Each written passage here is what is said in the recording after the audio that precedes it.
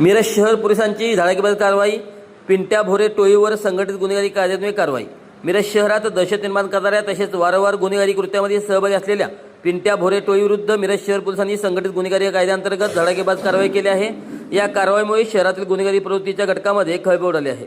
या प्रकरणात पृथ्वीराज उर्फ पिंट्या राहुल भोरे वय वर्ष 20 राहणार कमानवेस मिरज, ध्रुव राहुल भोरे वय वर्ष 23 राहणार कमानवेस मिरज, प्रथमेश स्वरूप तांदे वय वर्ष 29 राहणार कमानवेस मिरज आणि प्रवीण विनोद मोरे वय वर्ष 20 यांचा समावेश आहे.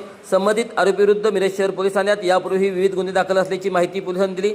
या टोळीविरुद्ध संघटित गुन्हेगारी कायद्यान्वये कारवाई करण्याबाबतचा प्रस्ताव मिरज शहर पोलीस ठाण्याचे पोलीस निरीक्षक किरण चौगुले यांच्या मार्गदर्शनाखाली तयार करून जिल्हा पोलीस अधीक्षकांकडे सादर करण्यात आला.